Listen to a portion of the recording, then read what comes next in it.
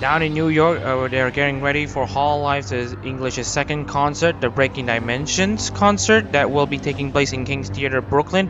But up here in Lime Rock Park in Connecticut, we're going to be getting ready for our own concert, our own performance here in line and corresponding with Hololive English's second concert. Welcome everyone to the 2024 Formula 2024-24, or rather the 24-25 Formula Hololive International season, round 2 of the season, of course, the Breaking Dimensions Grand Prix at Lime Rock Park. We welcome everyone to the stream with open arms as we're about to get ourselves a bit acquainted to the racetrack.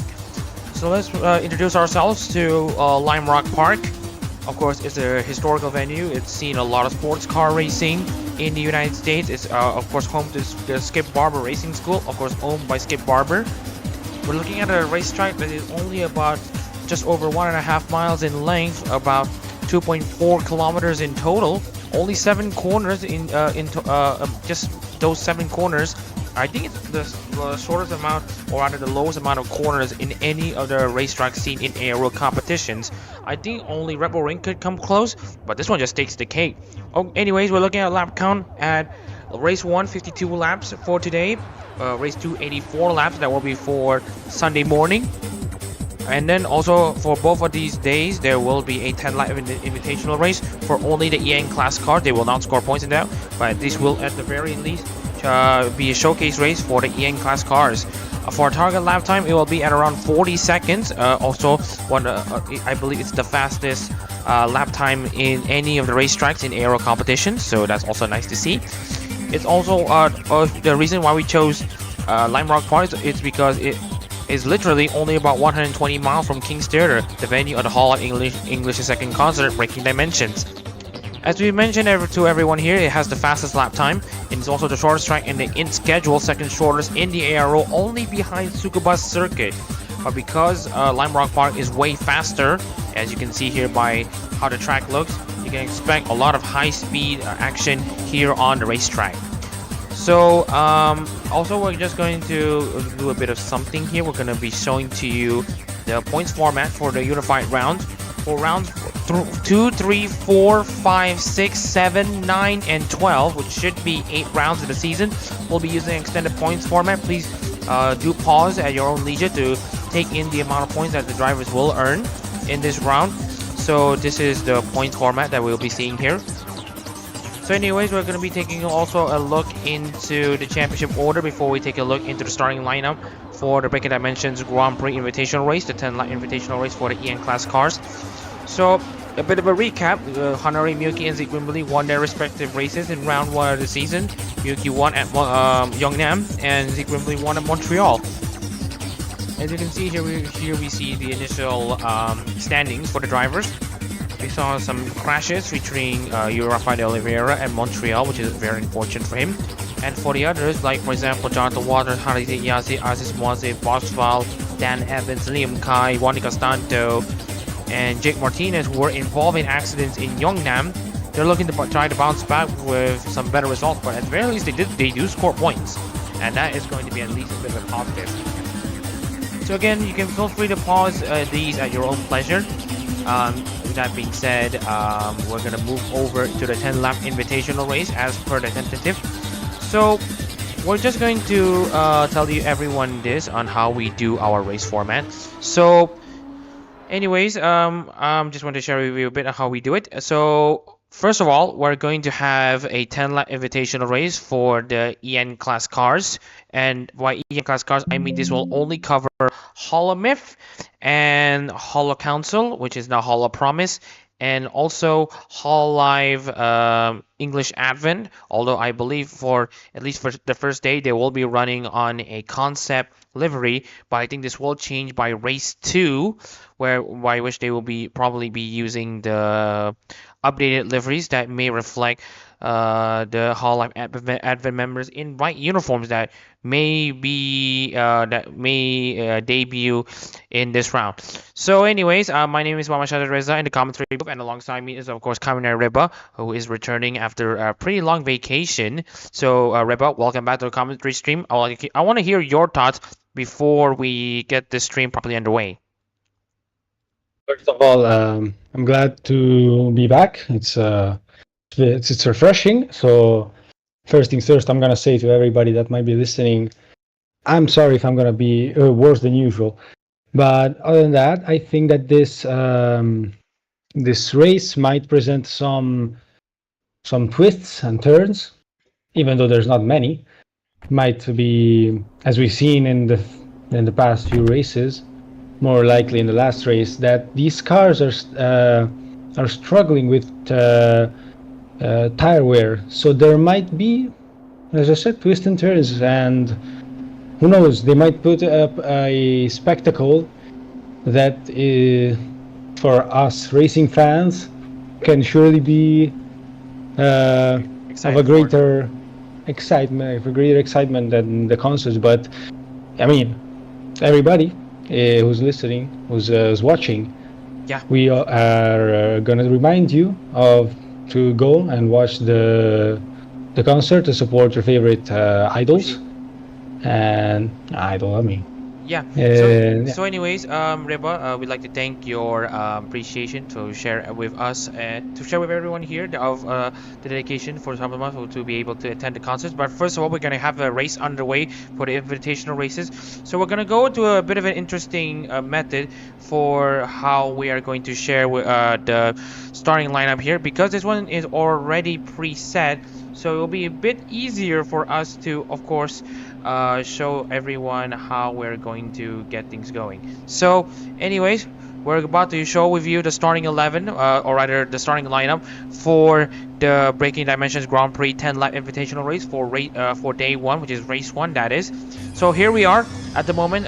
So first of all, we're gonna be introducing you to the pole sitter. Ethan Brotherson wins pole position by virtue of the draw. Everyone is essentially randomly allocated a grid position prior to the start of the weekend.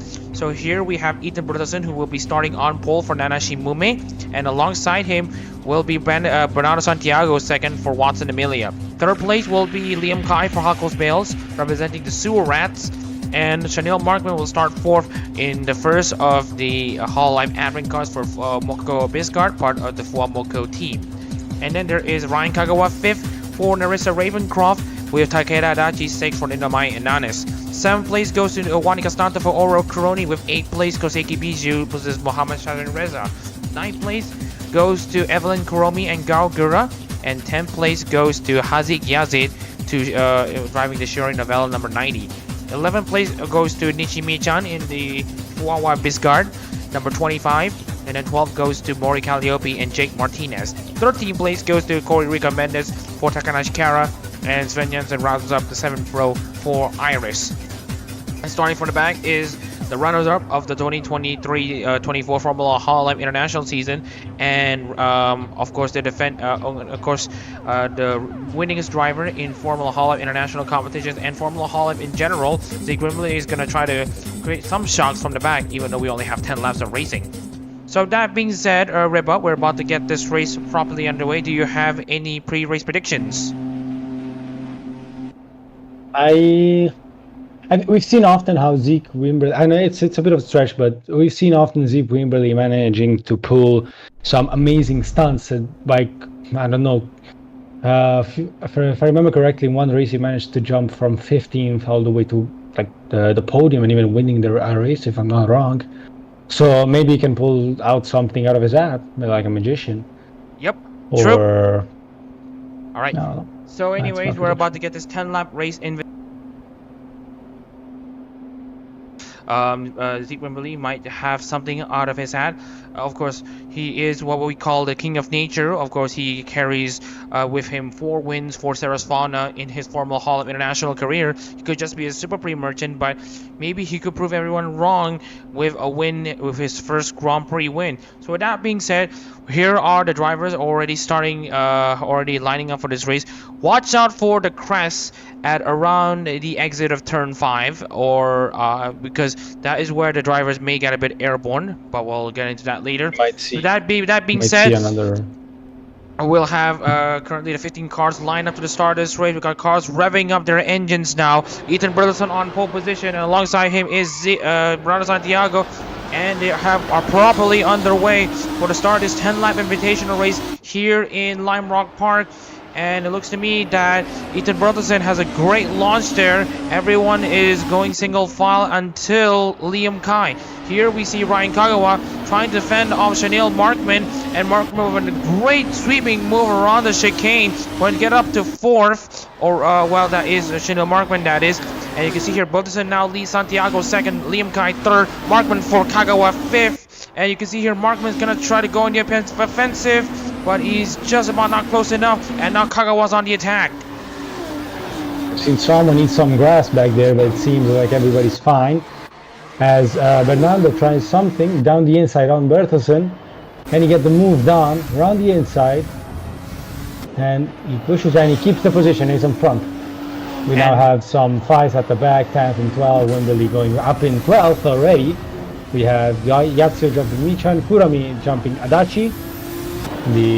But no, there's the tossing. So, Kumi goes behind.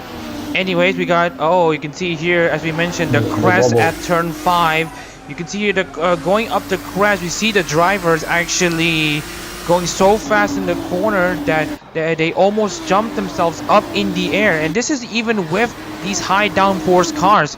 So what does that make with the basically how the car handles? That's gonna cause a lot of I wouldn't say like full slipping, but more so understeer, which is honestly the worst of the worst. Usually in motorsport, but in the Formula cars, it's way worse. The oversteer is far worse, as it proves to have some of the nastiest crash in the history. But it seems as if they're actually handling the crest very well as of now. But only time can tell what will happen. So anyways, just wanted to give you all a bit of a heads up. The ID class cars and Hall of Justice cars also have equal amounts of practice to match these EN class cars who are racing in this invitational race. This is to give them a bit of a parity for these drivers. Well, because it will be a bit unfair to just give these guys a 10-lap invitational race and then just leave the other entrants in the dust. But anyways, that being said, the ID class cars and Hall Justice cars have had an extra bit of practice session before they will be starting their qualifying, so it will still be fair game. But anyways, Bernardo Santiago already pulling up 2 seconds ahead of Bertelsen. Bertelsen already 2 seconds ahead of Liam Kai. Is this a sign of what's to come in the race? It seems as if now, unless Santiago messes up with Bertelsen and goes in Berserk mode, it seems like this is going to be the decider at the front, at least, because we can see now Kagawa and Adachi fighting for 6th place with Kagawa at the front. Adachi trying to move down the inside, but he has to back off now. Will he try to move down here? No, he can't, because too fast and he's too far back.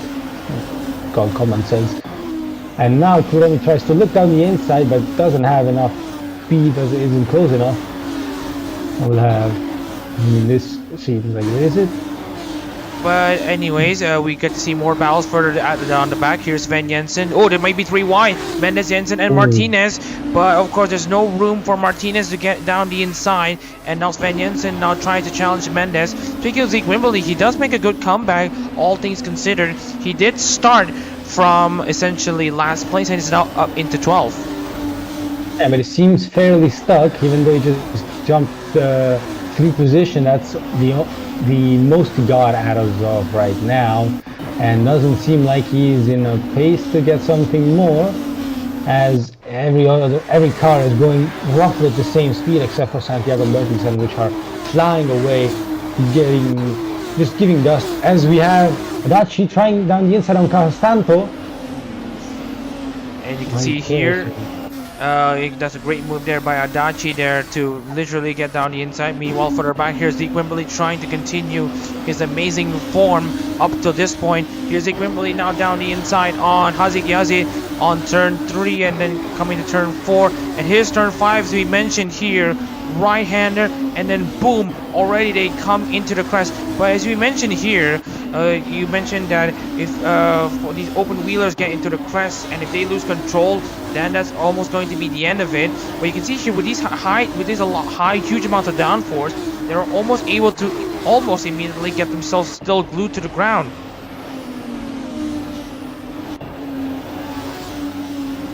And speaking of which, Kuromi now, you saw her trying to get herself ahead of Costanto. Costanto going further back as Costanto is now down in 8th, Kuromi 7th, Adachi 6th. Of course, this is just going to be a demonstration race, as of course we're just going to I just want to see how these cars operate, and right now it's all looking very well heading into qualifying.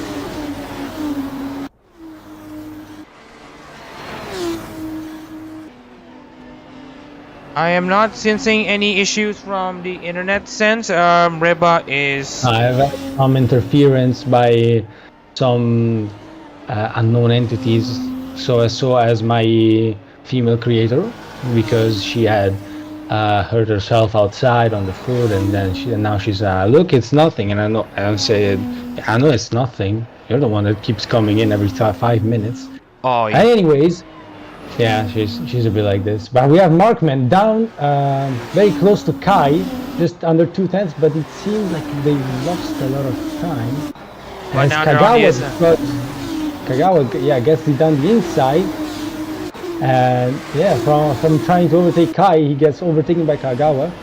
As they're still tussling it out for fourth place. But it seems like Kagawa has now taken the spot. Anyways, we've got Bernardo Santiago now coming into the crest, coming into the final 2 corners here in Lime Rock Park. He started second place, starts runner-up to Ethan Burleson, but now he'll come across the final corner for his second invitational win in his aero career. Bernardo Santiago, and we got Zeke Wimberly crashing, but that doesn't really matter. Bernardo Santiago wins the Breaking Dimensions Grand Prix Invitational race 1. And speaking of which, we got Zeke Wimberly spinning out on the final lap. Ooh, we're going to be taking a look at this in the replays. Yeah, that was probably from how the car was placed. I think that was a look at Evelyn Chromis' rear wing. Her rear wing's damaged. Oh, damn. At least the race is over, so I want to look back at what happened to Zeke. I think they touched and he lost the rear. I think that's what happened, but I might be wrong. Anyways, it doesn't seem like the car was too damaged, so should be good.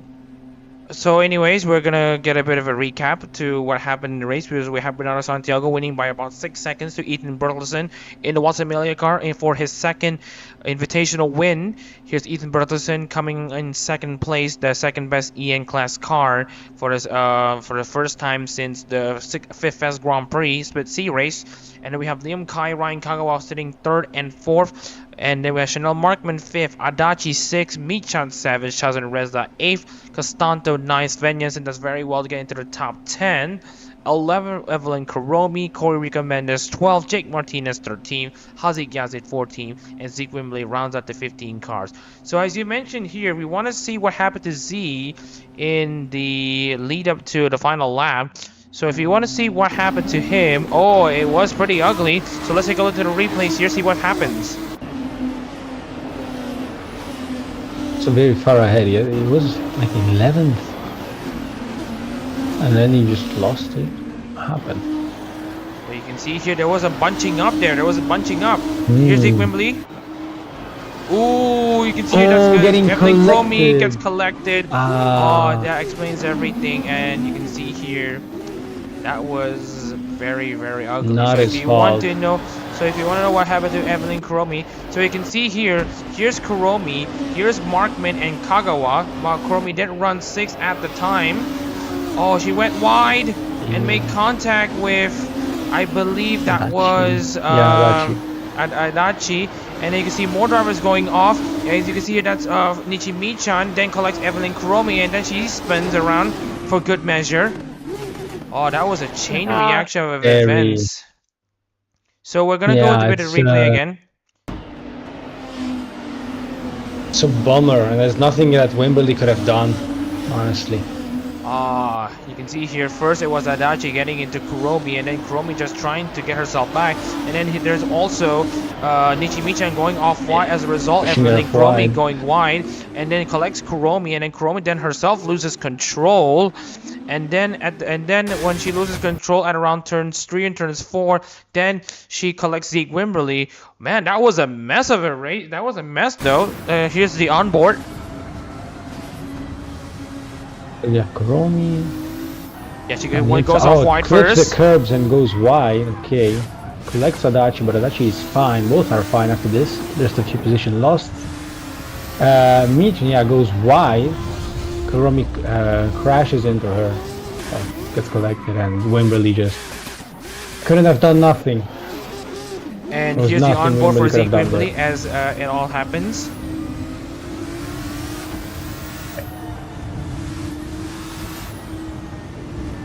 Oh, you can see here. Yep, you were right. Zeke Wimberly had nowhere to go on that one, but fortunately the car repair should be swift for qualifying. With that being said, that should be it for the invitational race, as we're about to get ourselves ready for qualifying. So with the preview literally being shown here, what are your thoughts coming into this qualifying session? Well, surely Zeke would be a whole world lots of pissed, but not too much, because it's racing, it's a sport, things happen, it's life, it's not too bad. I mean, the car didn't receive too much damage. They'll just have to fix up the rear wings and their suspensions a bit, but yeah, there's that. So Wimberly won't be happy. Let's see if he can pull some magic out again. And for the rest of the grid, Bertelsen and Santiago seem to be very, very strong on this track, so they might be the ones that actually catch this win. I don't know. That's my idea. Well, as we're about to get this qualifying session underway, as we're about to try to get something done on Content Manager, that being said, I would like to echo your sentiment about Zeke Wimberly trying to get something done in this qualifying session. Of course, Zeke Wimberly has already done something right in the form of his win at Montreal, his way to try to exact vengeance on his title rival Aziz Muazif. Now, as we said before, and as we've seen before, Aziz Muazif has had a very, very consistent season, which essentially led to him winning the 2023-24 Formula Hololive International title back at Indianapolis. And of course, Zeke needed to pass just one car. He was literally one position away from getting this race properly sorted. But of course, he fell short due to various reasons. So, of course, as we mentioned here, he is going to be hungry for something. And of course, it does get something done right at the start of the season. Of course, in the first race of the season, he won at Montreal. But now he's looking to get something done, as we're about to get this qualifying session finally underway here in Lime Rock Park. So anyways, just wanted to give you all a bit of a thing. This qualifying session will actually count towards the actual points paying race. And part of the tentative says that we will have this qualifying session, and then we'll have a 125-kilometer race for these international cars. And we also have announced basically a shrinking of the fuel tanks to also promote pit stops amongst the international cars, especially given that now they have a short race distance. And speaking of which, let's take a look into the drivers hitting the crest. Let's see what happens. Oh, they do get some airtime, so that is very quite often it's not what you want with downforce car, because downforce, you just lift it a bit, that becomes upforce, uplift. So I'm pretty sure that a few drivers would advise against it strongly, such names as Mark Webber. Yeah, he's been through it twice.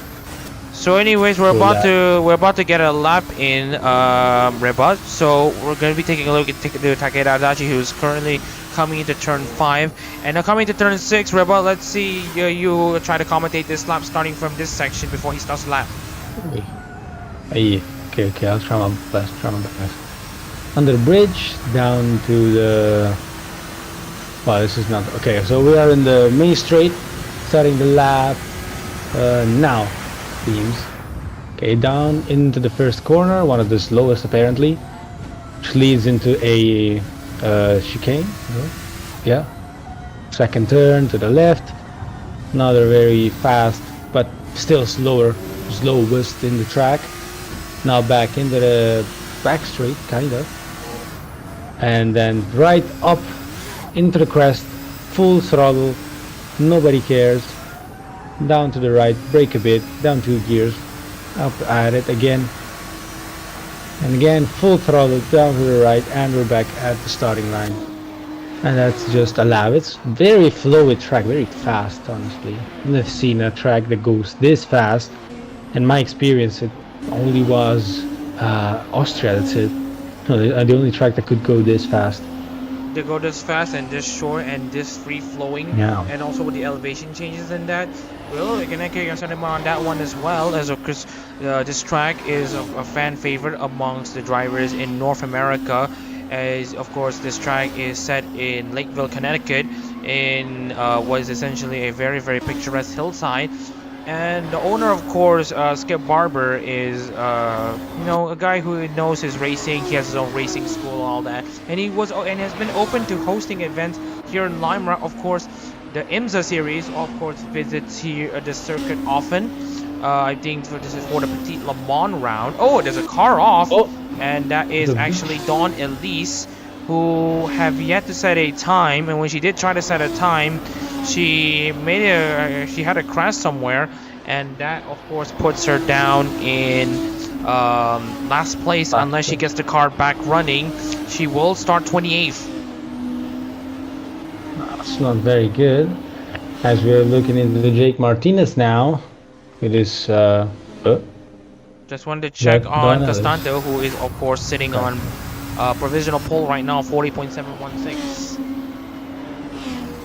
And we have Miyuki just by Neil 15, which is very close, followed by De Oliveira, by Riba, Lusby, Yazid, Kuromik, Anand Tanarau, Santiago Wimberley Williams, Ella Shore, Shazran Reza, Kai, Jensen Bertelsen, Boschwald, is that right? Yeah. And then we have Aziz Movisev in 18th, just 5/10 behind, so the field is quite close. We have Corrico Mendes, Kagawa, Adachi, Waters, Martinez, Tayo, Evans, Markman, and Michan, and of course Don Ellis currently in 28th Don place. Ellis, yes. So great rundown. Just enjoying the view. Yeah. So anyways, just wanted to check on the current situation here for the other Hololive members racing here. Hanari Miyuki. Oh, there's contact! It looks like she's made contact with... Looks like Mama Shazran Reza. It looks like that will be her qualifying session over, but that she doesn't really mind too much, as she's only like 1/100th of a second behind Juan Costanto. And for the rest of the grid here, we have the Oliveira and Reba, who of course represent drivers outside of Hololive English, MIF, Council, and Advent, or rather MIF, Promise, and Advent. So, and then of course the highest of the 15 drivers who will be represented in the concert. Of course, it is Hazik Yazid, who's currently in 6th place for Shiori Novella. And then we got Evelyn Kuromi, who continues a pretty decent performance here in 7th place for Gaogura. So just wanted to give a bit of a shout out, or rather a bit of an information here for the entrance here. So you will be racing in race 1 based on, you will be starting your first race 1 of basically the Breaking Dimensions Grand Prix, at least the main race, based on qualifying performances here in this session. Basically, where you qualify is basically where you start for race 1. And once we did 125 kilometers here in Lime Rock Park for race 1, we're gonna announce the winner for race 1. And then we're gonna use the results from race 1 as far as the race finishing positions to decide the grid order for race 2 that will be hosted on Sunday morning. in, of course, Eastern time. And basically like the sprint format, yeah, just a full race. Oh, yeah. it's not a full race, so Yeah, it is essentially like that in a nutshell. But anyways, we got like Hanari Miyuki still beach and Don Elise beach in as well. So as you can see here, it doesn't look like Miyuki and Don Elise will have any more laps anytime soon. But speaking of which, let's take a look to see if we could find some improvements. Anyways, we got Ethan Bertelsen now up in 14th place. Oh, you can see Martinez getting a lot of airtime with that jump, but that doesn't really matter as he could still get his car under control. Now, here's Martinez coming into the final corner, coming into turn 1. He's already like 240, 250 kilometers an hour as he's across the line. Jumping in 6th. Yeah, you also saw Antara jumping at the 6th as well. There's a very good eye there. Anyways, Jake Martinez currently has been unfortunate to be behind Jonathan Waters, who is currently just exited himself out on the track. So Martinez is not going to be hoping for any improvement. Speaking of which, Antara is now behind Takeda Adachi, who's back down in 22nd place. Antara is got to be enjoying life here in his partial season for GG Marine. Of course, Antara did finish inside, I believe it was inside the top 6th or 7th last time out at, was that Montreal?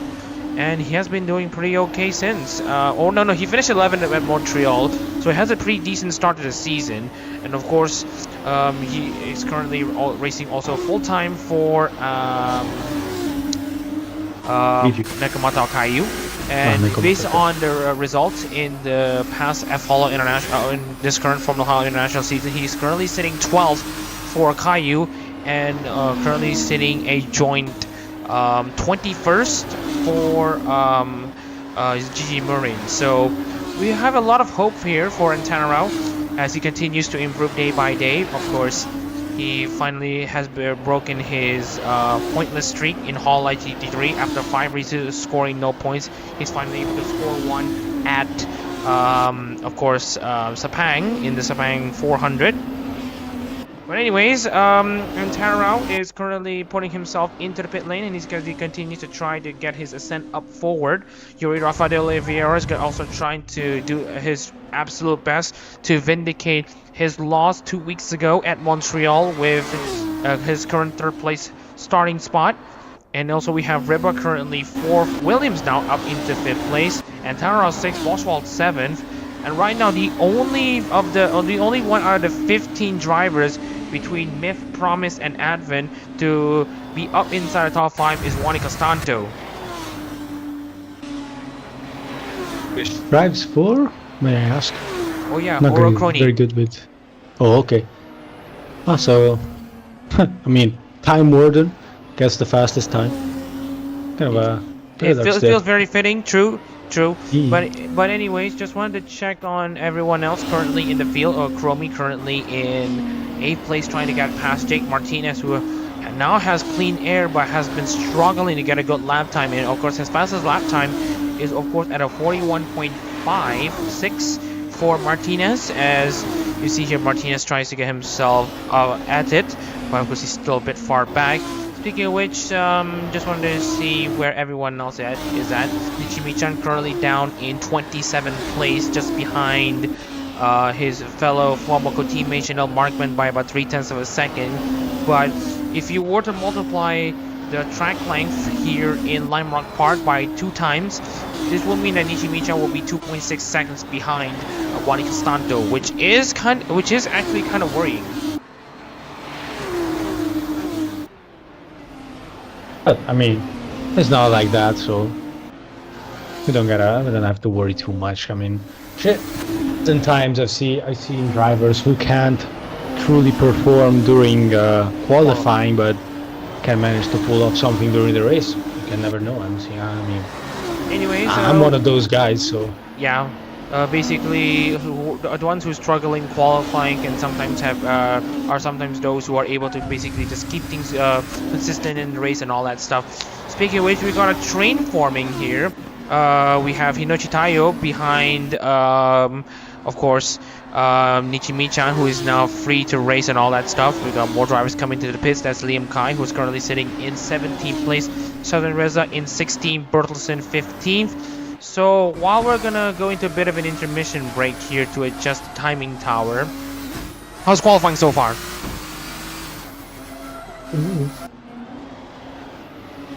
Sorry about that. No, sorry about that. I was yawning. So it's very late here. I've been up all day. It's kind of. Oh, and also speaking of which, we have Javier Luzmi now crashing as well. Looks like he made contact with another driver.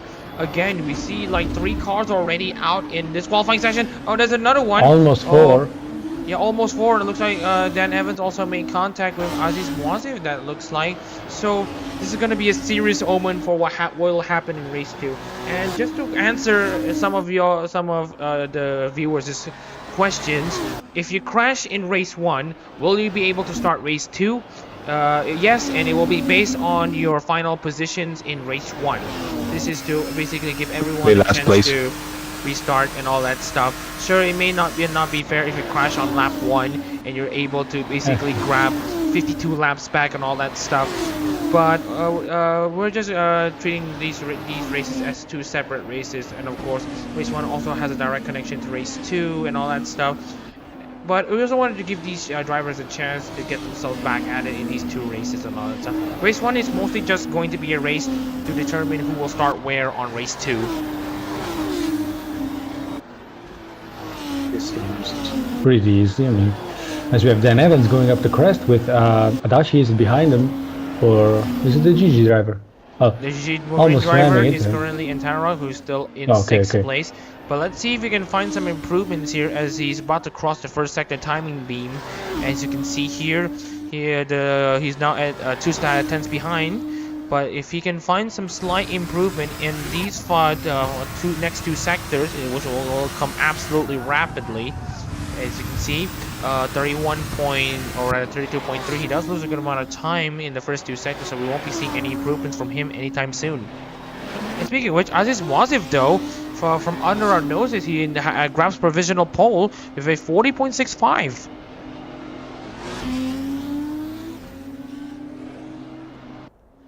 And just wanted to check on the rest of the field here. We have here Rafael de Oliveira and Bernardo Santiago. Where did that lap come from? From the Watson Emilia driver. 40.634 beats Aziz Moaziv by just 100th of a second. Looks like that he's going to be hungry for what should be more pole positions, and he's going to be hungry for a good position in race 2. Who's on a roll on that one? I think he broke the expected time lap, but down. But anyways, Martin has to be pissed by just being 16 milliseconds behind, but you know, it's about perfection. It's about who goes the fastest. Every millisecond count. Every grain of a tire that you pick up, that counts. It's all about that. But anyways, I just wanted to check on the rest of the field. Ethan Bertelsen now up in 6th place. We're seeing more of the 15 EN class cars we've just mentioned from Myth, Promise, and Advent now trying to get themselves further up. Bernardo Santiago is going to try to seal his place in pole position. Costanta will be likely to just start in 3rd, given that he's not going to be improving anytime soon. Santiago also isn't going to be improving anytime soon. Rafael de Oliveira in the pits. Ethan Bertelsen, who also had a lap from out of nowhere, he manages to get himself up into 6th. So you can see here Bertelsen continues to stay in 6th. Reba Williams in 8th and 9th. Boschwald 10th. Kuromi 11th. Lusby 12th. Yazid 13th. Wimberley 14th. El Ashor 15th. Shazan Reza, who is going to be set to start 16th. Liam Kai 17th. Jensen 18th, Mendes 19th, Kagawa 20th, Waters 21st, Adachi 22nd, Taya 23rd, Martinez 24th, Evans 25th, Markman 26th, Michan and Ellis will start at the back of the field. So with that being said, with the qualifying session underway, we can finally confirm to you all that Bernardo Santiago will start on pole position for the first race of the Breaking Dimensions Grand Prix at Lime Rock Park. And we're about to get the starting lineup here underway. Let's know your thoughts about the qualifying session. So personally, I'm more than fine with that 8th place for Reba. So I'm fine with that. But as we said before, it's we're seeing now Santiago pushing it to the limit and being in pole position, and possibly having a very good shot at winning the race. Although we have on the other side of the coin we have Bertelsen, who kind of underperformed, being sixth, but still having a good shot at a podium, possibly a win, but most likely a podium. But anyways, we're about to get this starting lineup here for the Breaking Dimensions Grand Prix at Lime Rock Park finally underway. We've got Bernardo Santiago, of course, starting on pole position for Watson Emilia, with Aziz Mazeb sharing the front row duties, with Santiago in second place for Ayuda Risu. Bonnie Costanto will start third for Oro Crony, with Hanari Miyuki starting fourth for Copo Canero despite her earlier crash. Rafael de Oliveira starts fifth for Pavilion Arena, with Ethan Bertelsen sixth for Nanashi Mume. Alston Tarrell starts seventh for Gigi Marin, with 8th place coming in Reba in 8th. And Tyler Williams 9th alongside Ludwig Boschwald running out of top 10. Talk about a Holo Justice 4th and 5th rows. Evelyn Karobi will start 11th for Gargara, must be 12th for Vesta Zeta. Hazias in car number 90 will start 13th for Sharon Novella, with 14th place going to Zeke Wimberley for Sarasvana. Ahmed El Ashor 15th for Kyla Kowalska, with Mohamed Reza 16th for Koseki Bijou. 17th goes to Liam Kai for Hakos Bales, with Sven Jensen 18th for Iris. Corey Rica Mendez starts 19th for Takanashi Kara, and Ryan Kagawa starts 20th for Narissa Ravencroft. 21st goes to Anya Milfissa and Jonathan Waters, with 22nd going to Takeda Adachi and Inomaya Nanis. Hinochi Tayo starts 23rd for Hoshinova Muna, with 24th going to Jake Martinez for Mori Calliope. Dan Evans starts 25th for Irony 15th, with Chanel Markman 26th for Mokoko Bisgard. Chimichan starts 27th for Fuawa Bisgard, and Don Ellis, with not a proper lap time to show off, will start last for Crazy Ollie. And that being said, with the starting lineup here finally being shown, I want to hear your thoughts as we're about to get this race underway. So overall, we're not going to expect any pit stops here for at least race 1, but for race 2 we will be expecting pit stops. So what do you think the mentality will be for these drivers coming into race 1? Because wherever they will finish in race 1, this is where they will start for in race 2.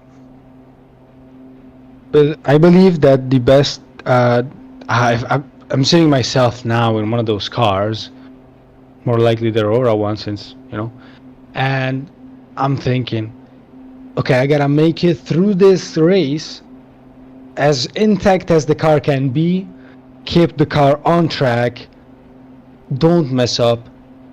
If there's a chance of overtake, it has to be sure. You will never want to risk this, because it costs the next race and possibly a good chunk of points. This is I'm kind of confused with the points thing. This is worth 400, right? Yeah, they will be using a standard points format, and this will only be done in race 2. Oh, okay. So the 400 points is only for the second race. Yeah. So the race race is mostly just going to be a placement race for race 2, which will be an actual points race. So with that being said, we have these 28 cars lined up on the grid right now. Bruno Santiago, of course, starting on pole position, with Aziz Mouazid starting in second for Ayunda Risu. Of course, this race will mostly just going to be used as a placement race for the second race, which will be held in around Sunday morning. That being said, we're about to get this race finally underway. We got Bernardo Santiago on pole position, Aziz Mouazid in second place for the Breaking Dimensions Grand Prix at Lime Rock Park Race 1, and we are finally go, and it's going to be a great launch there from Santiago. Mouazid is going to be losing out to Juan Castanto already at the start. We're going to have to take a look further back to see if there's going to be any crashes that may happen. Hope that we are not going to be seeing anything of anything that has related to misfortunes. As you can see here, that's Reba now trying to defend 8th place from Tyler Williams. You can see here, as what we've seen in the invitation race, because Santiago this time preserving the race lead as he continues to lead over Mouazid, Castanto, De Oliveira, and Taron now up into 5th place. Miyuki 6th, and then Bertelsen 7th. Forgot to clear the safety car. Apologies here. And then Reba 8th, Williams 9th, Kuromi 10th. And also we are running on the top 15. We got Yazid, Boschwald, Lusby, Wimberley, and Ella Shore. And it's Kai Jensen Shazin Reza, Waters, Kagawa, Tayo, and it's now Tayo Kagawa. Evans going up into 23rd. We have Adachi who has fell to 24th. With a damaged rear wing too. Which has, we have Don Ellis which has managed to catch back up. And also Jake Martinez with a damaged rear wing. So we already have two Hololive cars with damaged rear wings, and this will affect their performances a lot. So at this point, Adachi and Martinez may think, oh, that's a huge crash. Oh, you can see here, that's Jonathan Waters. I think they were going side by side at turn 6, and I think someone hit the outside wall, and now we have 3 cars with damaged rear wings. We now have Adachi, Jonathan Waters, and Jake Martinez. Guys are not gonna have it easy from now on, but you know, it's all about the fighting spirit which these drivers have. Every driver must have. As we have now, as we are already 3 laps in the race, we already have 3 cars damaged. Cars. Yeah, 3 damaged, 3 limping cars basically. So here's the issue with the lap cars, with none of these drivers thinking of actually pitting at the end of this race. Oh, and the Jonathan Waters once again! And Waters is out. And Jonathan Waters, for the second race in a row, he will be a retirement for a Formula Hololive International weekend. Anya Milfisa driver not having a good time in the first 2 races of the season, of course, replacing the now passed away Angela Sims. This has got to sting for the for all the Mel friends watching. Condolences. Yeah, best I can say. At least it seems that the driver is fine, but it was a nasty crash. I mean, very, very unfortunate and tough. But yeah, but he should be able to, at the very least, start 28th in the second race. He will still start basically in the Sunday morning race, but for now we still have a few of the races further up front for us to cover. As we mentioned here, Haziyaza has managed to pass Javier Lusby for 12th. De Oliveira continues to have a down arrow for some reason to signify that he has lost a position, but he hasn't really lost a position. But anyways, we got Aziz Wasev now finally catching up to Bernardo Santiago. The race is still pretty much alive for most of these drivers. Santiago and Wasev, of course, have had a bit of a run-in between each other, if I'm not mistaken. And even if that doesn't exist, we're talking about possibly 2 drivers who have had 3 wins between them. One actually won a points race, that is Aziz Wasev at the 2024 Spielberg Grand Prix. Well, we got Santiago, who's won 2 invitation races, and you can see here we got some drivers actually struggling for grip at turn 6 already. Because I'd love to cut down on how much throttle they're using, because the press does not let you rest. You cannot. You always have to keep an eye on it. It seems, you know, you're going, it's fast, it's uphill, you get a bit of air time, and it's like, whoa, damn, so cool. Yeah, but over time your tire is gonna be not so cool, and you're gonna feel it down the way. As we have Constanto and De Oliveira now fighting for 3rd place, with Constanto now being up ahead. It seems that De Oliveira is not gonna give up, but there is also Antonello, which might try something, as he already has tried before. This fight has been going on for at least 4 laps already, and so we can see now in the main straight. And speaking of which, they're not close enough, so we have to actually move to Santiago and Wasev. If you saw that last lap, Wasev was actually 3 tenths faster than Bernardo Santiago. It may not sound a lot if you look at other circuits, but this is Lime Rock Park we're talking about, where the track size is essentially very, very small. And so if they have a 10-second, if you have like a 10th of a second gain, that's like 2/10 of a second gain on larger circuits, especially for a circuit 2 times the size of Lime Rock Park. Meanwhile, we have Aziz Wasev trying to once again to try to catch up to Santiago, but this time Wasev only manages to match Santiago because Santiago is now stubbornly staying in the race lead, much to Wasev's dismay. Still have the 3rd, the 5th still fighting. as Miyuki tries to creep closer.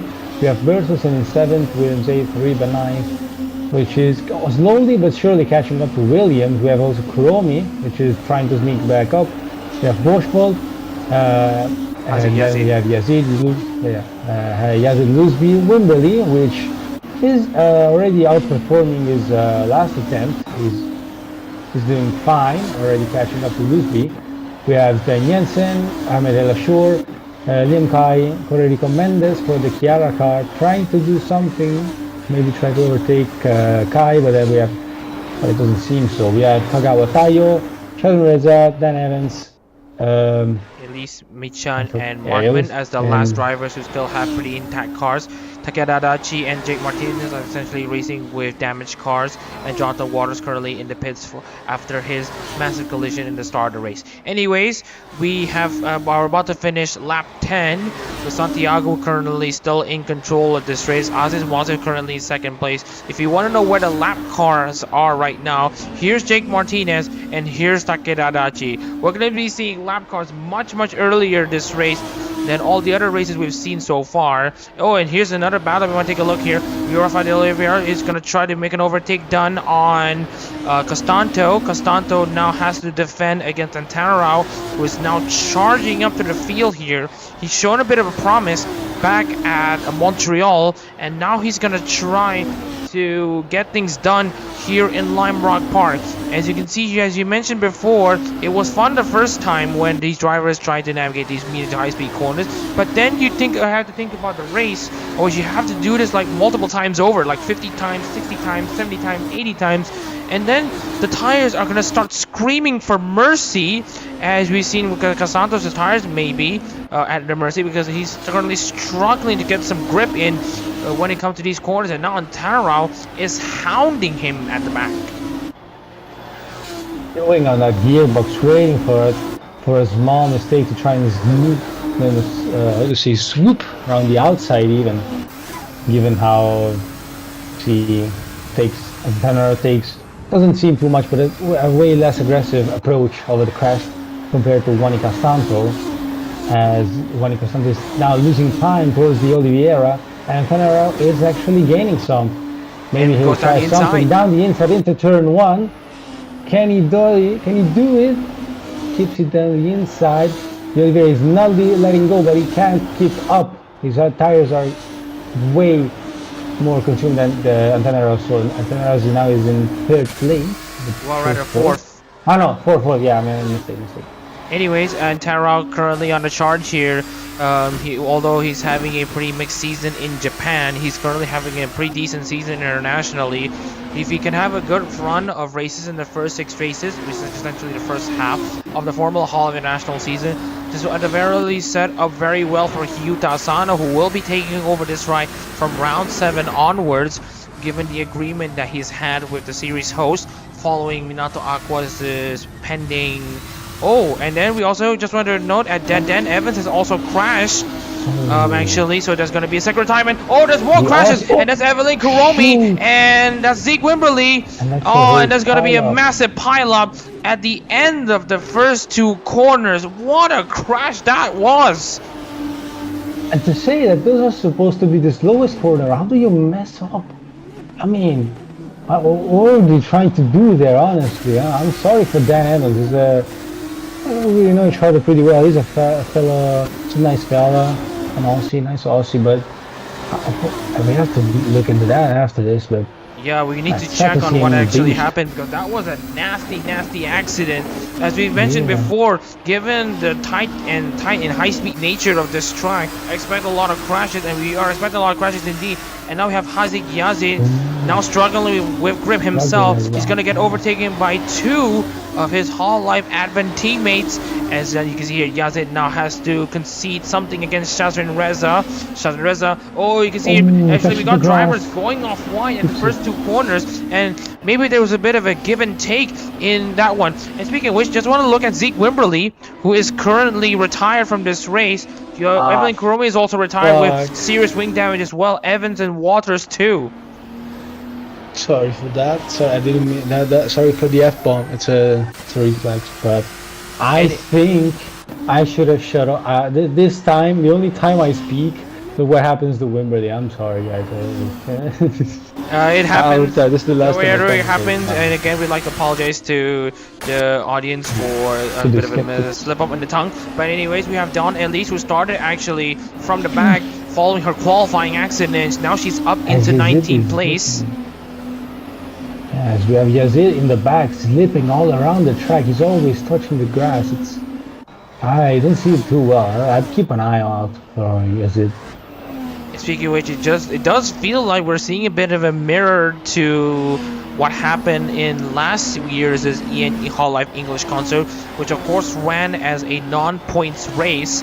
We're talking about the Connect the World Grand Prix at Long Beach, where we also got to see some extreme amounts of accidents. And due to the extreme amount of accidents, drivers who have been told to take it easy with the car handling. So after a few crashes at the start of the race was eventually shortened, and drivers are being told to keep their cars intact. And so while we sacrificed racing, at least the remaining cars were able to continue on as normal usually. And speaking of which, we might be seeing a potential battle here currently with Yuri Rafael de Oliveira and Bernardo Santiago, who has actually lost the lead to Aziz Moasif, who is currently have passed the A-Link Jake Martinez. Oh, we missed it. And speaking of which, here's Alton Tannerock going down the inside of Yuri Rafael de Oliveira. Oh, there's a bit of a give here between the two. Pushing him wide on the curb, almost on the outside of Oliveira. Gonna try something. He's gonna keep it, but Antenna is up ahead. They're gonna go side by side down the main straight. Antenna is up front. And yeah, he's currently up in third place. He's currently showing an amazing drive for all the Gremlins, who is of course are part of the GG Marine fan base and all that stuff. And now we see Aziz Moasif having a 2-second lead over Bernardo Santiago, who's currently in second place, who had been leading throughout much of the early stages of this race. He's now up in second place, and he's currently on his own charge. And right on the next lap car that he needs to deal with is of course Chanel Markman, who has a pretty intact car, all things considered.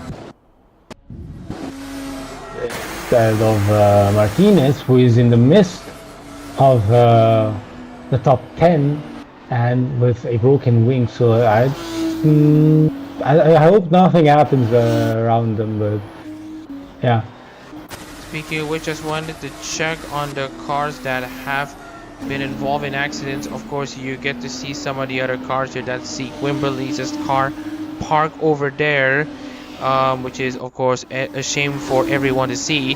Speaking of which, just want to see the remaining cars out on track. Oh, you can see here a bit of an oversteer by Jake Martinez as a result of the damaged rear wing. Speaking of which, Ataro is now catching up into Santiago for what should be second place. And speaking of which, if Ataro manages to do this in race 2 for second place, then he should be able to equal his best ever result in ARO competitions. And by best result in ARO competitions, I mean he finished third in the Sugo Grand Prix in Split A for Nekomata Kayu, which is his first podium for Nekomata Kayu in Formula Hololive, and Nekomata Kayu is his first podium in Formula Hololive. So Antano has some extra motivation going forward with his rich vein of form. Let's see what Antano has to offer coming into his battle with Santiago. Now cutting down from 4 to 3 tenths, maybe down the inside. No, still too far back. Down into in the second turn, down the right, second turn to the left, with the beach car back there, just enjoying the view.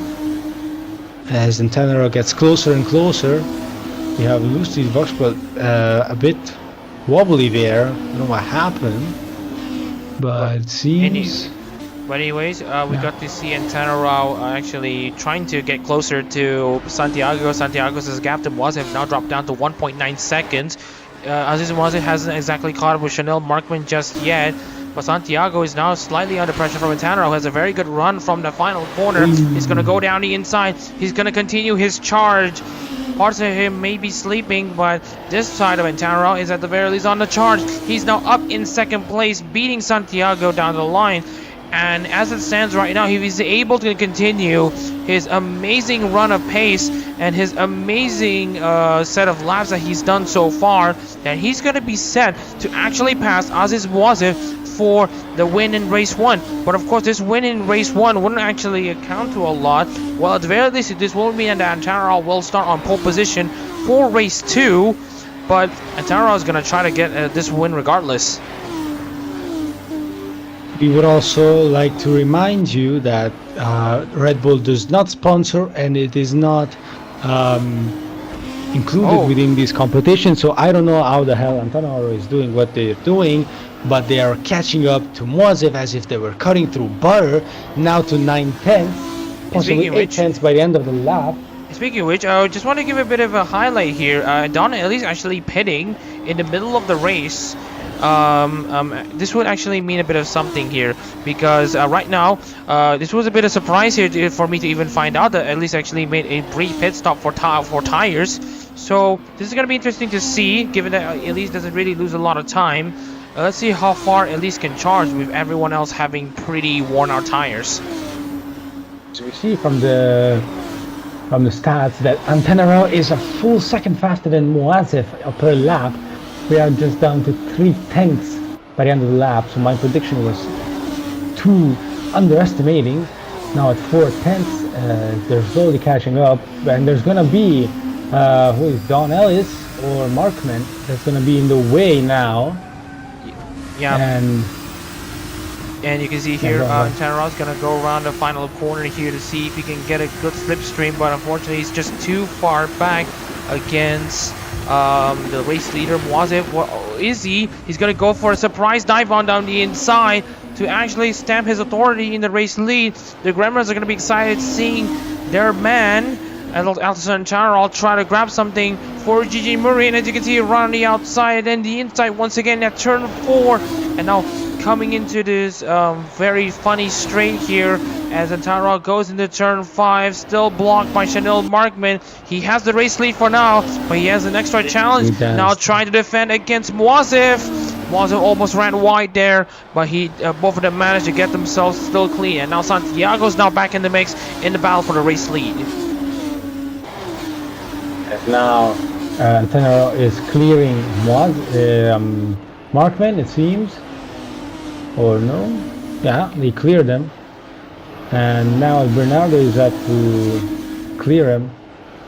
As you can see here, Bernardo's still trying to clear Aziz Muazif there in the for second place, and of course Antara is still stuck behind Chanel Markman, who's currently running 21st. And just want to give a bit of a rundown on what happened to the other cars. Martinez in 23rd.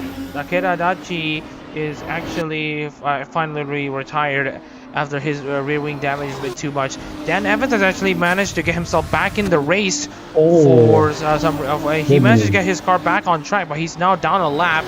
Recovered the rest of the field, and here's Bernardo Santiago now coming down the inside of Aziz Muazif to steal back second place.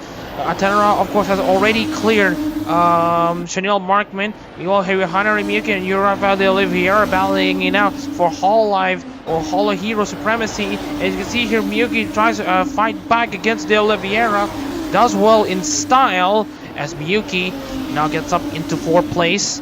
And Rafael is currently inside the top 5. And speaking of which, Bernardo Santiago is actually the highest of the 15 EN members from MIF, Promise, and Advent. But let's see if Santiago can at the very least clear Markman for him to challenge Antara for the race league once again. And he's going to try to go down the inside. Meanwhile, as Santiago is clearing traffic, we have Miyuki and the Oliveira fighting. But it seems that Miyuki has the position, no? Yeah, she has the position. De Oliveira is getting capped by Muazif as well, but no, De Oliveira manages to fight back. Yeah, we would like to remind you to scan, that you can scan the QR code down in the left to go ahead and join the Breaking Dimension concert, is it, yeah? Yeah, it's a concert. So just wanted to remind everyone here, there's a QR code in the bottom left of your screen that will be showing up in a few seconds. So of course you can scan the QR code to get into the Breaking Dimensions website for more information on the Breaking Dimensions concert that will be hosted in King's Theater in Brooklyn, New York.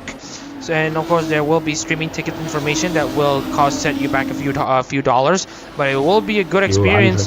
Yeah, a few $100s here, well, at least for this. But for streaming tickets, it should be a bit less, but it should be a very good experience, no less. So, if you got the money and you are interested in watching the concert, please scan the QR code, and of course, it'll take you to the Breaking Dimension concert. I know there's a ticketing section and all that stuff. So, anyways, just want to remind everyone that we are doing this out of our own goodwill and all that stuff. We're not sponsored by Cover Corp or anything and all that stuff. So that being said, we'd have a pretty good, without actually, you know, actual drivers driving, but this is the best we got. This is the best we got so far, given the circumstances. But yeah, anyways, Bernardo Santiago now trying to catch up against Alson Tanarao. Right now, it's still pretty much a stalemate affair, as Casanto now moves up into 5th place. Moazev now falls down the order as his pace has just gone down, and now he's going to be under pressure from a charging Dawn Elise back in 20 seconds. She's going to try to unlap herself against her fellow Malaysian teammate. Here's actually the Oliveira against Castanto down the inside of, Castanto down the inside of Chanel Markman to get himself up into contention against the Oliveira Miyuki. But here we see Markman trying to go down the inside, but he's just too far back. But anyways, here are the two drivers in clean air, and Antaro actually is pulling away against Santiago. From this, I was just fading, blacking out a bit, zoning out. Yeah, I was starting to think how fun it would be if the actual Hololive members were to compete in a racing competition, as we have Yazid overtaking Reza, is it, or? Yeah, that's Yazid trying to clear the lap car of course, Jake Martinez with damaged rear wing. Oh, okay. But anyways, to answer your previous question, Riba, if Hololive members actually participated in these races and they're actually driving these cars, we would have seen huge amounts of car crashes and they wouldn't even be surviving lap 1. It's true. Come on, don't talk too bad about them. Well, unless they prove to us, unless they prove to us that they can actually drive in simulators, because we've seen Mikochi, we've seen Sakuramiko, we've seen Inagami Korone, Himori Luna, and all that stuff. They kind of crashed out when they did the Assetto Corsa run. But let's give credit to some of the other Hololive members, like especially Korone, who have seen some improvements in their driving their cars. Because if you watch her recent GT7 streams, you get to see her actually improving and actually driving very well. Of course, she's actually sponsored by Honda these days. And speaking of drivers being sponsored, or rather drivers in general, here's Hadiyazi making a good move against Shazan Reza down the inside to put himself in 18th place. Oh, but I'm telling you, man, if you give that dog enough time, she has the willpower to honestly challenge some of the best that we even have. And we're not the best, but I'm telling you, she could just, if she wants to, she can stomp us. She can stomp us in racing.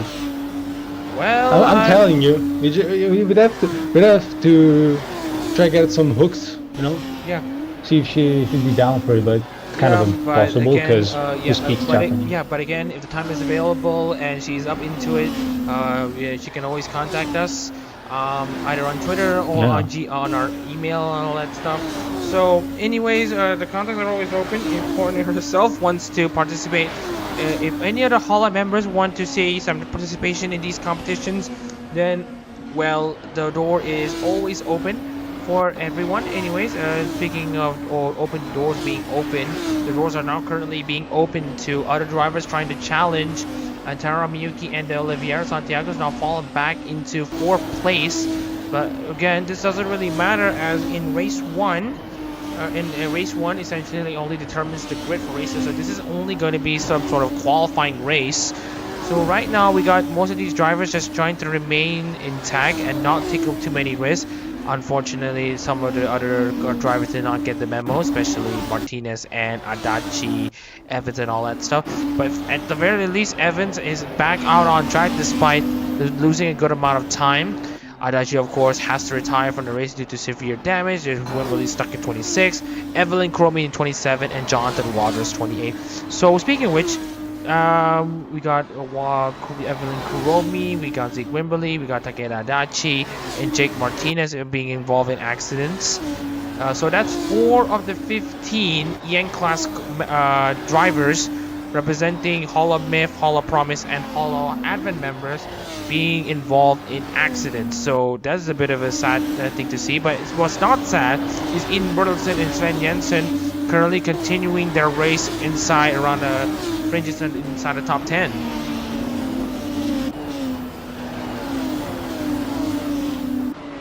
Oh, that's actually Hanori Miyuki now peeling down the inside of Jake Martinez just to clear herself against the lap cars. And here's Antara still trying to charge himself into the lead here. And here is actually Haziq Ghazi and Muhammad Shahid Reza in around the battle for 18th place. So let's see how these drivers are going to be handling it come the moment they are going to be dealing with the lap cars. I propose that we give us a bit of breathing time. We just leave Antanaro's on board for a bit, shall we? So I can go get some water. I'm falling asleep, honestly. Alright. Not because the racing is boring, because I'm tired as hell. Yeah, I'll be back. But yeah, but you know, you can go as usual here. Do you think? Oh, and that's actually Rafael de Oliveira making contact with Jake Martinez. Oh no. Another accident for another promising driver. Rafael de Oliveira had been running inside the podium position. To think that he will be involved in another accident for the second race in a row, that has got to be very unlucky for Yuri Rafael de Oliveira. Of course, it still hasn't beaten. Of course, he still doesn't beat Antanaro's run of bad luck. But we're gonna have to check the replays to see what has actually happened. You see here, both the Oliveira and Martinez now just parked up like that. Just continues the trend of this race being extremely chaotic and all that stuff. But anyways, as Reboot, I have a feeling. Oh, it is Martinez. Martinez is trying to get himself back. Martinez is still going. He's trying to get himself back, but he needs to. I think he's slipped. Yeah, I can see here he's still trying to move the front wheels here. He's gonna see if he could get some clear opportunities here. Because if you see here, okay, there's a bit of an opening here as Martinez is gonna try to. I think he's gonna try to get himself back in, but I don't know if the engine is stalled or not.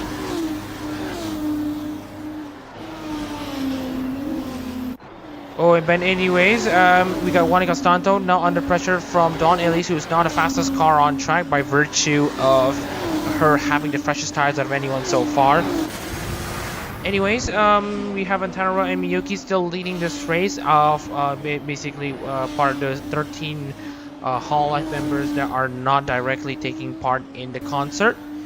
Speaking of which, we also have Santiago now up in 3rd place, Costanto and Reboot in the top 4 and 5 spots, and then we have Wasif and Williams, Washfall, Britton, and all that stuff. Meanwhile, we got Don Elise in 20th place for Craigioli, trying to make a move down the inside against Santiago. Again, she's got the freshest tires out of anyone so far and is currently the fastest car out on track. Oh, and you can see Antara actually lost a good amount of time. 43 he has had a lot of only 43 on his last lap. Miyuki only set to 42. So Miyuki is going to try to catch up to Antara. Santiago is going to try to get close as much as he can, but of course he's got a lap car of Nichi Michan in front of him. And speaking of which, from that accident involving Martinez and Rafael de Oliveira, Shannon Reza has actually managed to gain a position. He's now up in 17th. As back with a glass of lemon soda. Very nice. Didn't want to get water. We have just 9 laps remaining in the race. And it seems that the promised winner is actually now in just in 3rd with 7 seconds to spare for the 2nd place. So yeah, that's what I told you. Anything can happen in these races. Yeah, anything can actually happen. Yeah, as we have now Juan Costanto trying to catch back up on his crumbled empire, trying to catch back up to Santiago, at least make it a podium. And that's Ryan Kagawa. Ryan Kagawa now involved in an accident here again at the same corner, turn 6. Looks like it's slowly but surely turning itself into Calamity Corner. He's now finally teleported into the pits. His race is properly done. He will not start no higher than 21st or 27th from what we're seeing. But anyways, we got another retirement here in this race. We got 9 laps to go here in race 1 of the Breaking Dimensions Grand Prix at Lime Rock Park. And right now, as we can see here, we got Hanari Miyuki trying to catch up to Al Santaro. As we've seen here, she's got at least a 0.5 of a lap faster car than Antaro has been in these final stages. And if Miyuki can provide a bit of an upset against Antaro to win her 2nd race in a row, then that's gonna do some absolute favors to her. But of course, this win will not properly count in the record books, as this is only set to be a qualification race. As we've had Antaro pushing for the whole race to get themselves there. I hope that they manage to also save some tires for now, as it seemed that Miyuki is now pulling away quite easily even. So doesn't look good for the Rimurin. How are they called? For the GG Marine number 4, for the GG Marine driver, that is Al Santaro. No, the fans. Oh yeah, the Gremlins. The Gremlins. Okay, there are too many names. I barely remember those of my generation. Yeah, the SSRB, the Yukimin, the Neko, and the Omaru Zain. The Omaru Zains. Yeah, but anyways, we got Kamen Reba now going down the inside of Juan Castanto for 4th place here.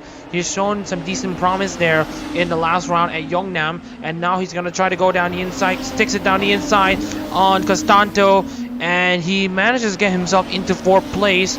And we forget to mention about the whole track here, but the track is literally very, very narrow. Like, you can barely fit like 3 cars.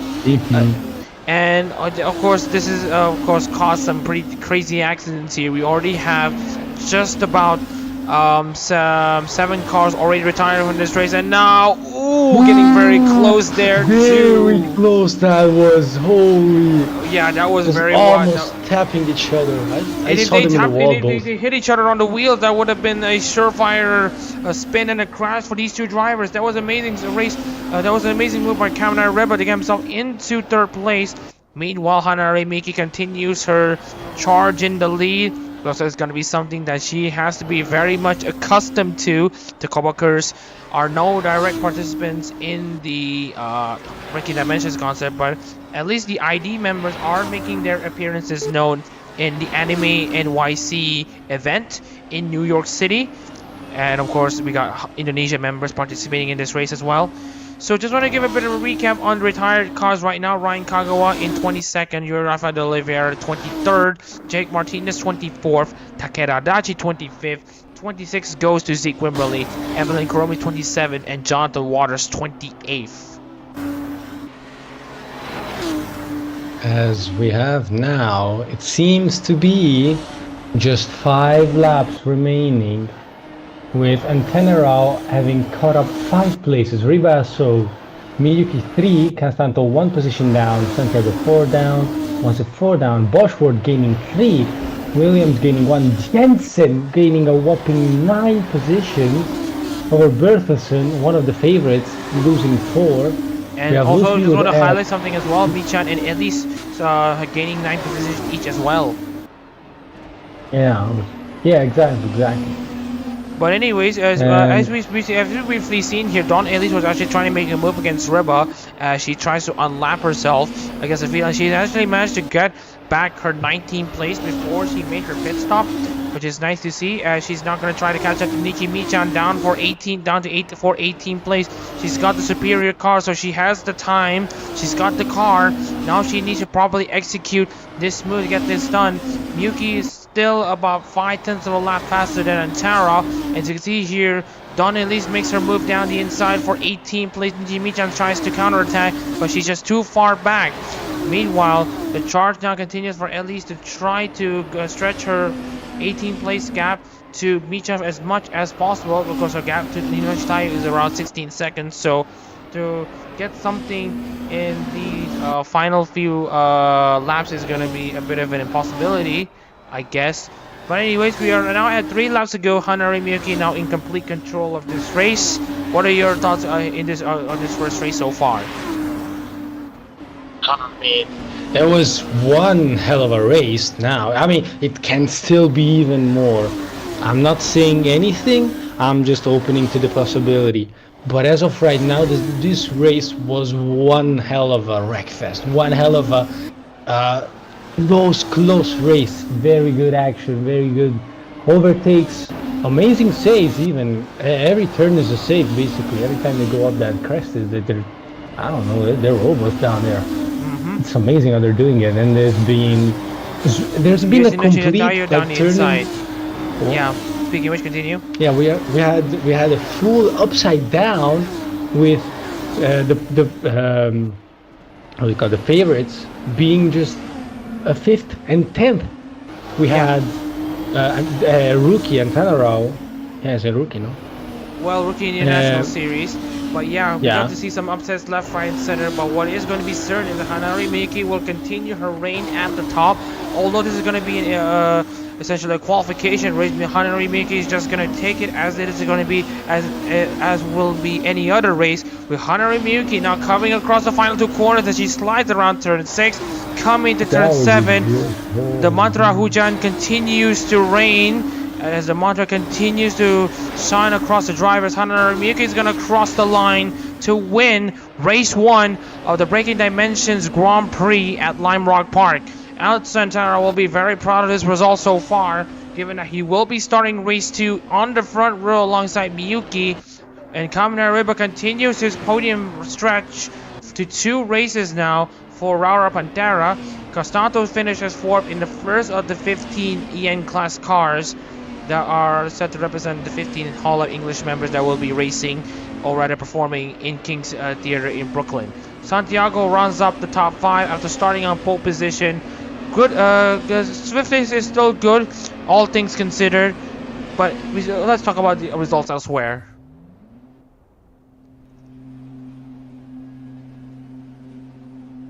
Anyways, as Reba is still pretty much stunned on what has actually happened in the race, let's take a look into essentially the finishing order of race 1, which is also going to be the starting order for race 2. Hanari Miyuki is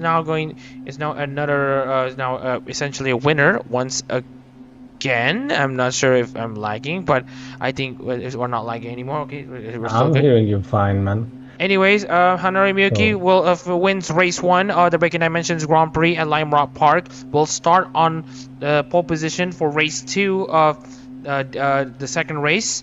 Al Santaro will finish 2nd in race 1 and will start 2nd in race 2. This will be the case for all the other drivers. Congratulations for Santaro for having his best finish in aero competitions, although this is essentially a qualification race.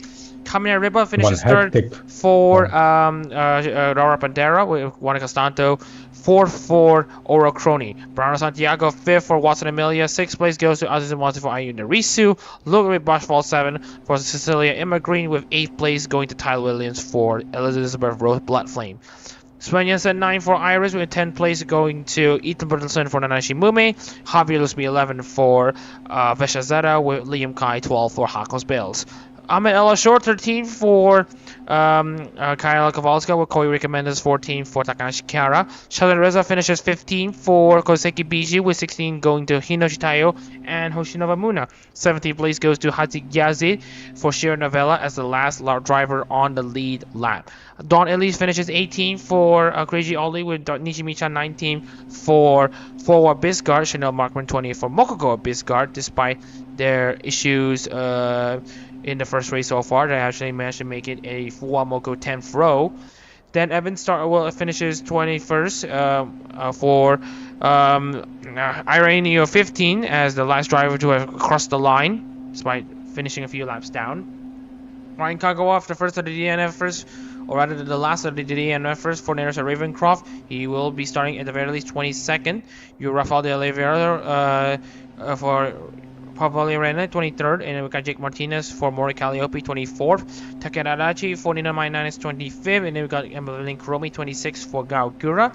Stig Wimberley, the runner-up from the previous Formula Hololive International season, 27th for Ceres Fauna, and Jonathan Waters last place for Anya Melfissa in 28th place.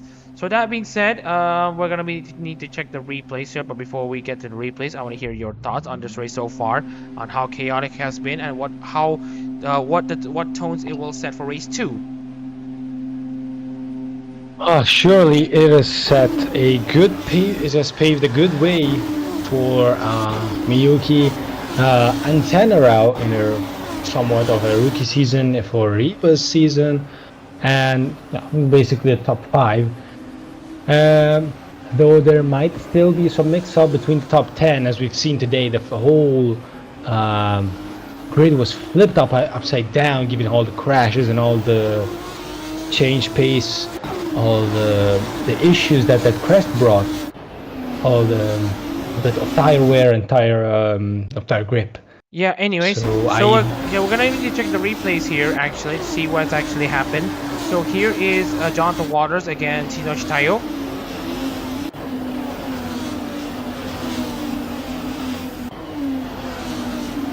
Which is a wide down in the grass. It's the wall!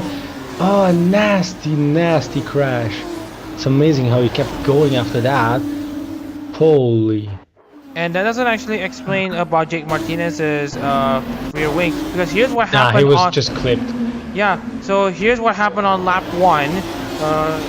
What happened on Jonathan Waters happened on lap 3, but here's the lap 1 incident. We're gonna need to take a look into Takeda Adachi first to see what's actually happened. And actually, Adachi was actually battling the same person, Hinoshi Tayo. Takeda goes wide bit. Jumps. Oh, wheel to wheel. Oh, we got two drivers going off at the same time. Actually, we got two drivers going off at the same time. Here, we're going to see the replay once again. And why did he go off though? I just got pushed wide, the same as the Dacia. I think, I guess.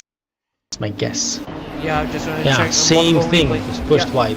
Yeah, they were both pushed wide at around the same point of the track, and just wanted to check again on Adachi and Martinez.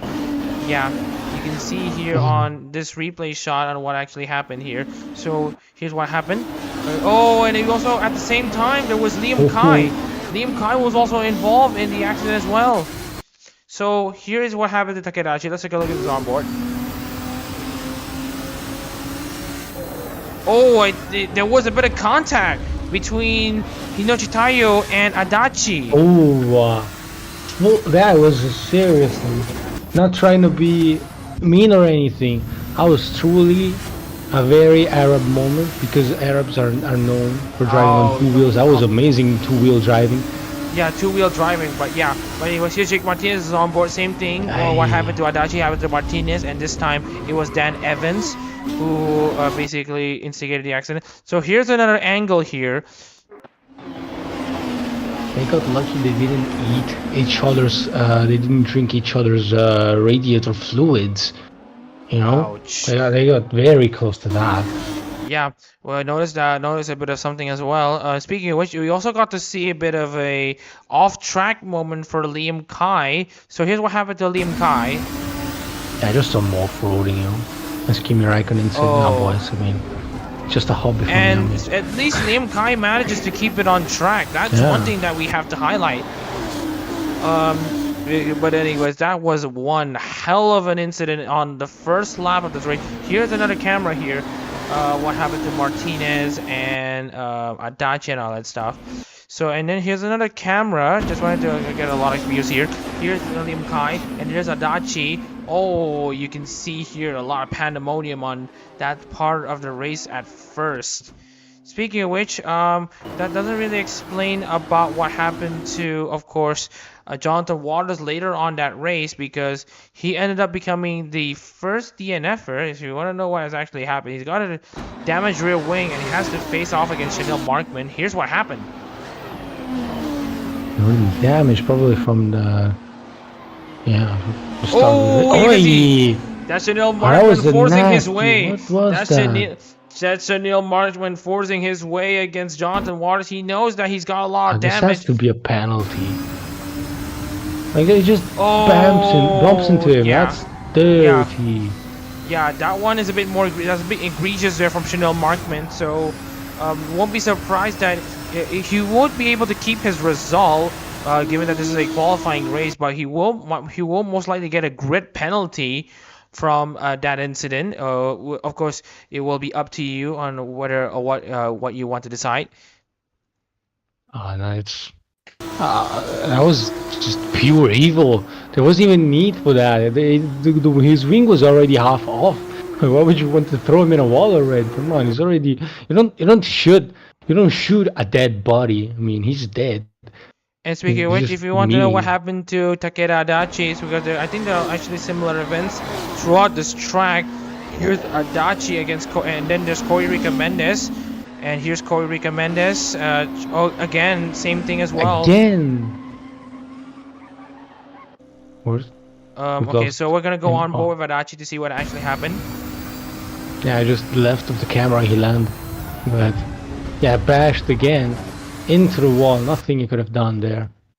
And here is Koirika Mendes is on board. One could argue that this was both's fault, but you know, Corey could have seen that coming because, you know, you have damaged car up ahead. Yeah. Yeah, you should step back a bit. And I just wanted to check back on the drivers who have already retired. Evelyn Kuromi, of course, being one of them. Here's what happened to Kuromi so far.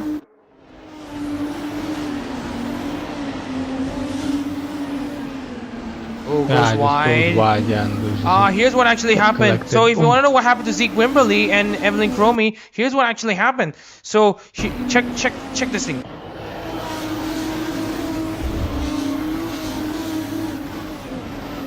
This is the same thing that happened on the race before. I'm just gonna go out on a limb. If somebody wants to take out the anger out, I'm here because I called it. I'm sorry. I think this is my fault.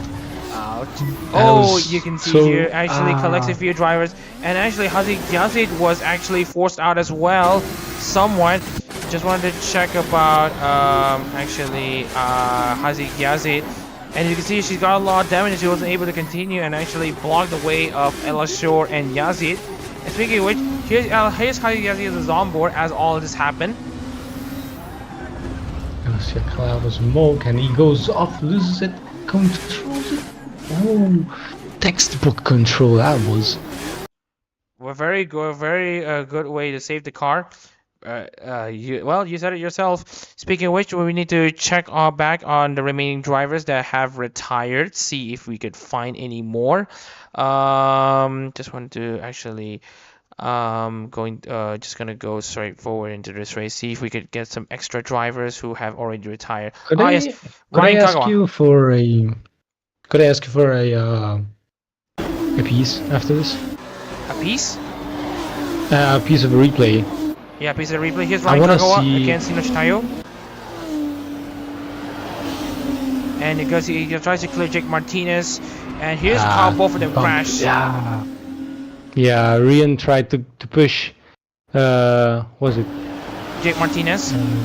Yeah, tried to push him a bit wide, you know, close the door, but got tagged in it, and this is a 50-50, but more of a 60-40 in favor of Jake, I'd say. Yeah, but it looks like it's a racing incident, no less, because Ryan Kagawa knows he's dealing with a with damaged car that tries to do his best to continue the race.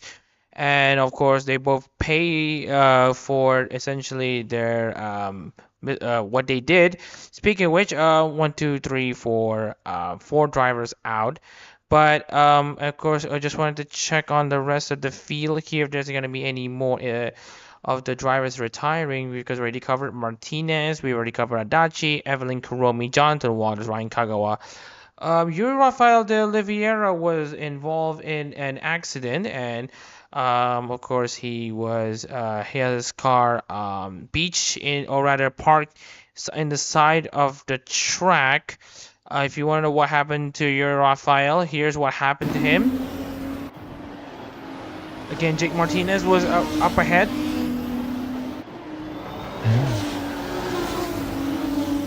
Now coming into turn 5 and turn 6, turn 6 is what we can call Calamity Corner based on the recent crash that's happened.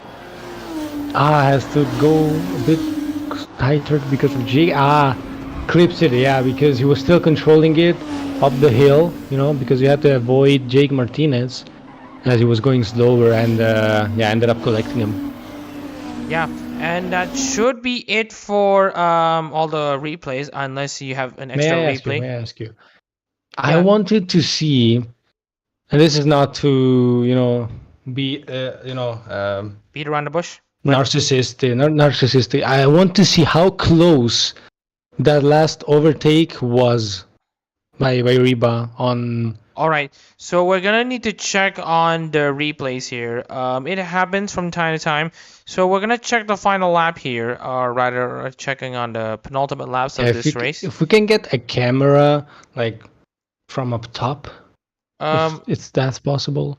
All right, so I'm not sure if this will help, and I'm not sure if okay, so this will be against Nichi Michan, or rather this will be against Juan Castanto.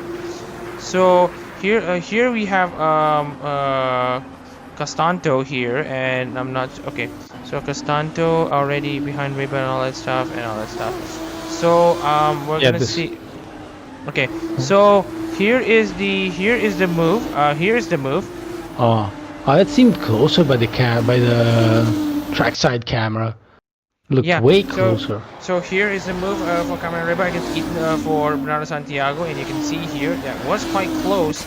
Not as close as you'd expect, but damn was it close. Yeah, you can see here. Ooh, that was very nice there from Reba to make himself a contender for, I rarely say podium finish, but he did finish on the podium for race 1. So that being said, I think that should be it for all of the replays and all that stuff. So that being said, we're gonna actually move into essentially a bit of it. That should be it for this for today. So we're gonna show you one more screen before we end the stream. So just wanted to share with you a bit of information. Again, we got the Breaking Dimensions concert, the actual concert that will be taking place in both Saturday and Sunday, starting from 6 p.m. Eastern. So that will be 10 p.m. GMT. So mark your dates and all that stuff. So they'll all be performing in King's Theater in Brooklyn, New York, as we mentioned here. So there's a QR code in your screen here that essentially takes you to the Breaking Dimensions website. You can find more details about the information of the event, the concert, and all that stuff.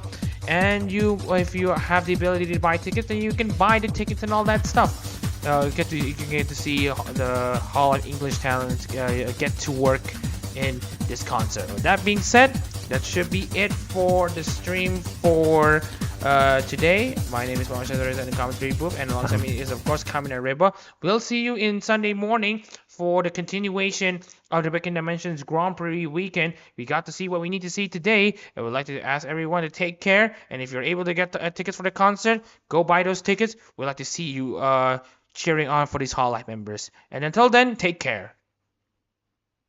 Peace.